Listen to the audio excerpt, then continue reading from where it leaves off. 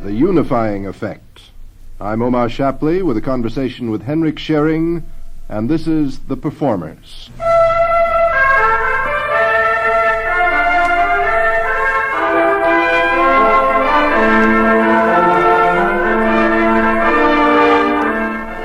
The Performers, a series concerned with the act of performance as it appears to the performer himself, the audience, and those who prepare the way for performance.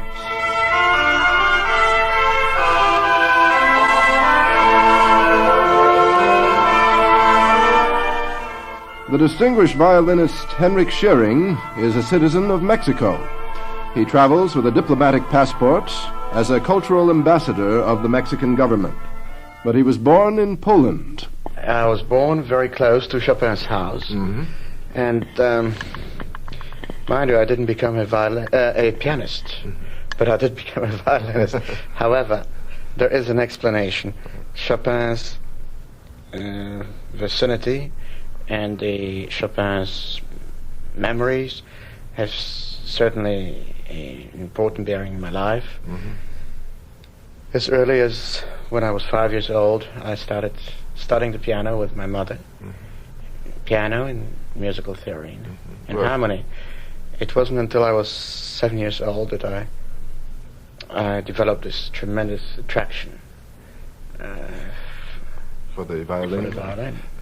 That's extraordinary. It seems to me I've heard that weren't you 7 years old when you performed the Mendelssohn Concerto?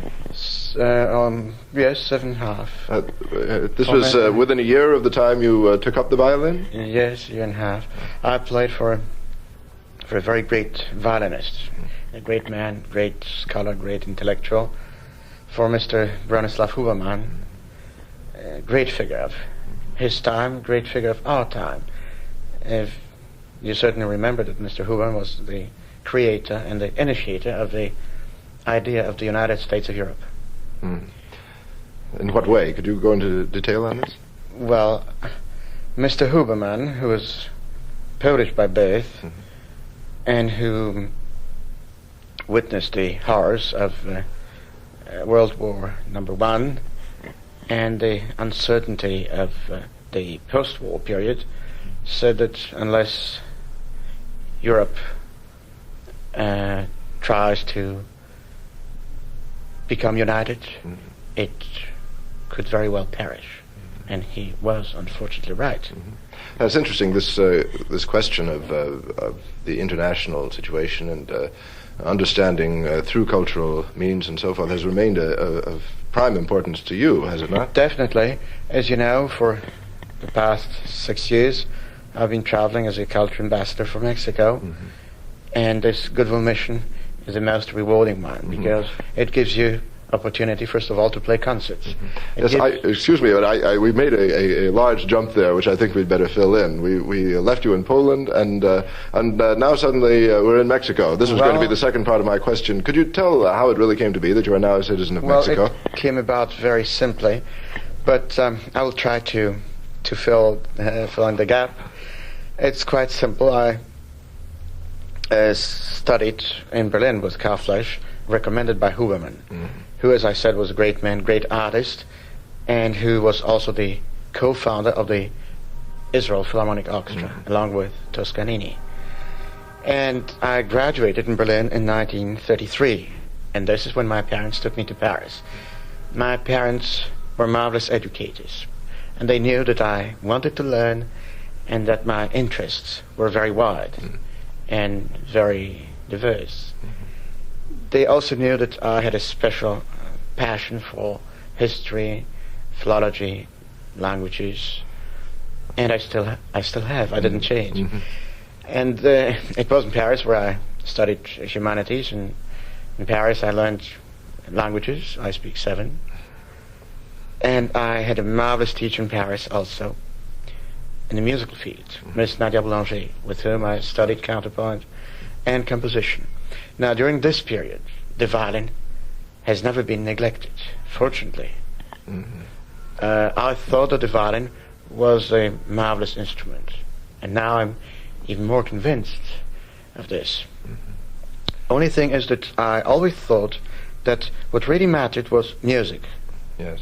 Music as a complete unity and entity, which should not be divided, which should never yield to other pressures. And any instrument, be it an orchestra or a violin or a piano, should be a means in order to serve. Do you think it's possible for a violinist to love the violin more than he loves music? It could very well be, but it could be either confusion or just a habit. But actually, we should always think, first of all, of the goal, of our true aim, and of the means we want to. This is a means of reaching something. Exactly. It is not an end in itself. It's not an end to itself, exactly.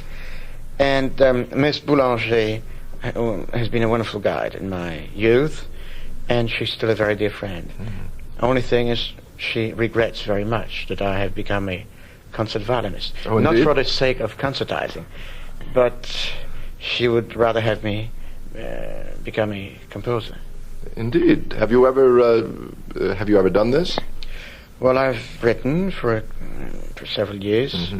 However, I interrupted composing in September 1939 after Poland was invaded. I enlisted in Paris as a volunteer in the Polish army. And then eventually I was shipped over to England, then to Scotland, and then I became a translator, and finally a liaison officer for the Polish government in exile. You continued to play at this time, did you not? Well, during the war I gave many charity concerts and many concerts for the Allied Armed Forces in line of duty, and because I was permitted to carry my violin with me. And this was a great experience. During the war, I think I learned more than ever the true significance of the musical message, its influence upon people. I learned how music, just plain music, even if it's not attached to glamour or to famous name or to a special frame, it's still one of the greatest needs of man. I also recall that playing in army camps, very often close to the front line, and to playing for different members of the Allied Armed Forces, members of different nations, different creeds. And I had really, I had many wonderful examples, so many that I would like even to mention them, especially the unifying and the soothing effect of music. I was playing for sick and wounded soldiers. I was playing for enlisted men who would be sent to fight an hour, 2 hours after the performance. I was playing for people, as I said, of different nations, of different nationalities, different upbringing, different background. And I must say that before every performance, I could definitely feel the difference, the stiffness. I would say that the generals would not be chatting with the privates, and vice versa. But after each performance, there was always an atmosphere of confidence, an atmosphere of freedom, an atmosphere of friendliness. And this is how I realized more than ever the tremendous impact of what music can achieve. That's very interesting. I should think from the strictly military point of view, some officers might regard that as rather subversive. No, not the equalizing of all ranks before the same. I think it's only democratic, and this is why so many wars have been fought and are still being fought. Yes, indeed. Could you continue the story to Certainly. your arrival in Mexico? Yes. Well, it was, as I said, very simple. During the war, I spent already almost a week in Mexico City in December 1942, translating for a Polish Prime Minister, General Sikorski. And this first contact with Mexico was extraordinary, exceptional, unforgettable, and overwhelming. I really was so happy and so pleased to know Mexico in person, after having read so much about its history, its civilization. But this was a tremendous contact, and then I could realize at once the very profound human approach of the Mexican people. Civilians, as I called them at that time, or the government officials. but in their approach to life and to the basic truth, they were very much alike. And when General Sikorski asked for a special permission to let 4,000 Poles be disembarked on Mexican shores, the request was granted very quickly, very cordially. There was no red tape, no questions asked. And this was quite surprising in those times. Can you rationalize in any way the cause for your own particular fascination with Mexico? Do you think that there was something in your own background that found a response in this? Well, it's very difficult to rationalize when you're actually dealing with your own sensitivity and with your own mentality and your own aims in life. But what I did realize during those short days is that I would very much like come back to Mexico someday, because there was such a warmth of heart, there was such a sincerity, and there was such a lack of cold matter-of-factness. This definitely made a very deep impression upon me. And then right after the war, I had a definite fairy tale happening to me, which was an invitation to go to Mexico City and to teach at the music faculty of the Mexican National University, a special violin course. And I took this position with great enthusiasm and gratitude. And I've been living and working in Mexico for many, many years. I've been teaching Mexico for 13 years, and these were very, very happy years. I wouldn't say they were entirely uneventful, because I learned so much, and I had such great joys with my students. I developed wonderful relationships with writers, philosophers, painters. You've become something of a champion for the Mexican culture as such, have you not? Well, I'm very convinced of this culture. I'm very convinced of the approach to art, not only music. So probably when I make comments about Mexican art, I sound sincere because I believe in it. However, a second fairy tale was bound to happen to me. And this is why I spend in Mexico only 2 or 2.5 months per annum, which is not very much. And the second fairy tale was the encounter with one of the greatest artists of all times, whose name is Arthur Rubinstein. And I played for him in Mexico City, and he encouraged me and inspired me tremendously. He said that I should definitely try out my luck on the stage. And I followed his example, and this is why I have the pleasure of speaking this afternoon before these microphones. I see. It all came from Arthur Rubinstein's suggestion at this point. Yes. Well, it was much more than a mere suggestion. It was, first of all, a tremendous encouragement and inspiration, as I said. Then he told me that he would very much like to record with me. And this was such a temptation that I really couldn't resist. And eventually, I made my first large official professional concert in Europe in 1956, which I repeated in 1957. I played in the United States for the first time in 1957 with George Sell conducting the Cleveland Orchestra. And in 1958 I'd made several tours in South America and in the Far East. And finally, after a recital in Paris, Mr. Henryk became my manager in the United States. And my first coast-to-coast tour in the United States took place during the season 59-60. And I'm very happy to say that this is my sixth consecutive visit.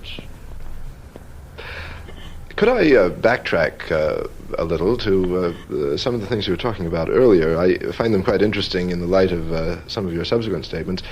When you were referring to your early musical training, you emphasize the fact that simultaneously your interests in non-musical subjects were kept alive and were quite constant, and I gather still are. Do you think that it is important for a performing artist to in effect, keep his pulse on the rest of the world, if that is the correct metaphor? I think that the way you formulate your question is excellent, and it's very easy to answer. First of all, I believe that a solid general education is a great asset to any individual, and even more so to an artist. I also believe that in order to come as close as possible to the composer's intentions, you, as an interpreter, should know more about the composer, about the country where he was born, where he lived, where he was educated, the people he dealt with, his joys and his sorrows, his aims. I also believe that in order to achieve this, a certain knowledge is required, certain general knowledge is required. But now, you shouldn't force anybody to learn. I think that this should be definitely spontaneous. I see. You see, if my parents took me to Paris to study humanities, it was because they knew I wanted to learn, and it was my dear wish to do so. It was not an imposition. On the other hand, I believe that the status of an artist, of a concert artist, has changed considerably in the past 50 years. You see, I'm not really speaking about myself because of the privilege I have to travel under the Mexican flag as a culture ambassador. I'm speaking in general of any performing artist, and I'm happy to say and to state that an artist, a concert artist, nowadays is first of all a very solid and a hard-working citizen, a conscientious citizen. He knows that wherever he goes, it is not only his own prestige which is involved. It's also the prestige and the reputation of the country of which he is the citizen. Therefore, responsibilities are probably greater. Not very long ago, I suppose even 35, 40 years ago, an artist could be some sort of an oddity. His habits could be out of the ordinary, or maybe not even so nice. And yet, it was considered as a necessary asset, or at least an asset which should be tolerated. Fortunately, times have changed. And you feel the artist is better behaved now? Much better. I think that the artist takes also much greater interest in everything, what's happening around him. He is not confined anymore in this very jeopardizing egocentrism, which is a very great pity, because I understand that one could be selfish on certain occasions, but an artist should realize that the gifts he has received have come from God. Therefore, he should share these gifts. And this is why selfishness or being egocentric are not very proper, and they're really not welcome. Well, tell me, do you think it may be true that that the conservatory approach to the study of music is in need of change with the changing times? Do you think that there is a pressure upon the young student to be a bit too limited, to be a bit centralized upon himself through this sort of system?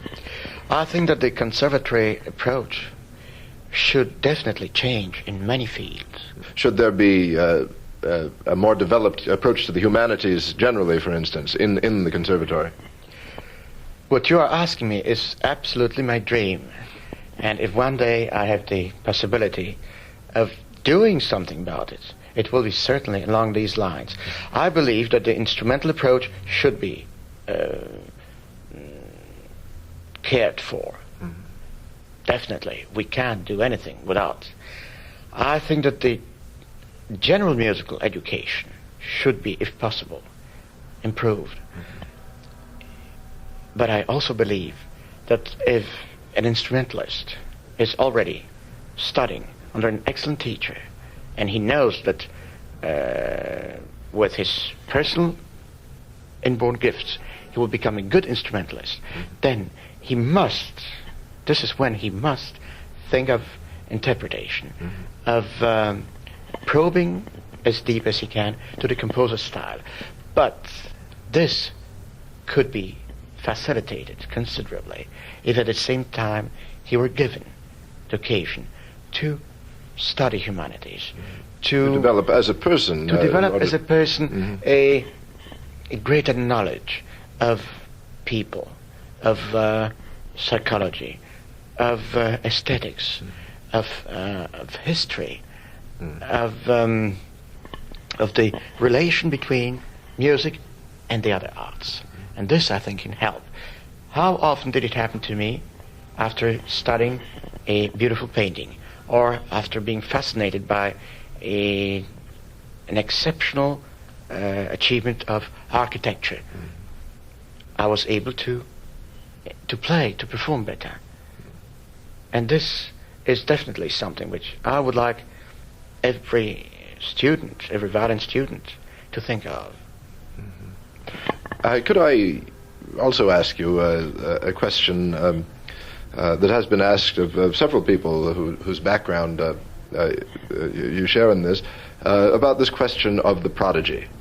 Do you feel, you of course were quite young when you first began playing and were considered a prodigy at the time, were you not? Aha, you're shaking your head. I'm very happy to say that my parents did everything they could in order to prevent me from becoming a prodigy. I did play in public a few times when I was 13 years old, but this didn't give me the status of a prodigy, because in order to be a professional prodigy, you must be thoroughly exploited by your parents, which, thank God, I was not. You regard the word prodigy as purely negative. Well, not entirely, no. I know that very many of our great today's artists have been prodigies, but I think that their lives have been so miserable. And when I look back to my early childhood and to my youth, when I recall all the wonderful and happy moments, in spite of such intensive studying I spent with my parents, with my friends, with my schoolmates, I must say that to have a happy childhood makes you definitely more tolerant. It makes you probably more understanding later on. Then we're back to the importance of the development as a person. In order for the artist to develop as a performer, the person has to develop in a correct way. But this depends so much upon the parents. The child cannot guide his or her destinies. Do you think there's also a danger in the presentation of a small child as a more or less finished article, that there's some sort of danger to this child's future development as an artist? I believe so very much. I believe that the child is being deprived of many normal, healthy joys. I believe that the child has not much time to learn and to develop necessary knowledge for later on. I believe that purely physically and physiologically, it's jeopardizing his health also for his later years. And therefore, to tell you the truth, my parents did not intend to have a professional musician in the family. And I became a professional concert violinist very late. Did they have a preference for you, or did they? No. We were the two only children, my older brother, who's a lawyer in Paris, and myself. There were no preferences. The only thing I can say is that my parents were absolutely marvelous. And even now, I'm so happy to listen to my mother, who, although not a professional pianist, has certainly taught me certain things which probably even a master could not teach me. Because after all, there's such a special relationship between a mother and a child of 5. This cannot be replaced. Mr. Szeryng, as a final and perhaps a rather general question, I'd like to ask about your diplomatic status and its relation to your status as an artist. This is somewhat unusual, is it not? You travel on a diplomatic passport as you say, a Mexican cultural ambassador. How do you see your function as a diplomat? I don't think it's unusual. I must say I'm very honored and I'm very pleased to be entrusted with this culture and goodwill mission by my government. But it's actually very simple. And I can explain this in 2 or 3 words. My mission consists simply and purely of playing concerts, performing composers of all times and all countries. It so happens that I'm very happy to be able to introduce Mexican composers. But I'm also very happy to choose and to select composers from other countries. And this is what I call a true cultural exchange. I would like to mention, for instance, that 3 years ago, right here in this country, I premiered the violin concerto by a very fine American composer, Benjamin Lees, who dedicated this concerto to me. And we performed the concerto several times for the Boston Symphony Orchestra, Eric Leinsdorf conducting, in Boston and in New York. I also played this concerto at the Besançon Festival in Europe and in many other countries. So this should show you that as a Mexican cultural ambassador, I also promote works by other composers and by composers belonging to other nations. And this is the way we consider a goodwill job. It should be a two-way street. And we are also very happy that the world premiere of the Carlos Chavez Violin Concerto, instead of taking place in Mexico, which would have been the conventional thing, well, it will take place in the United States, in New York, with the New York Philharmonic, Leonard Bernstein conducting.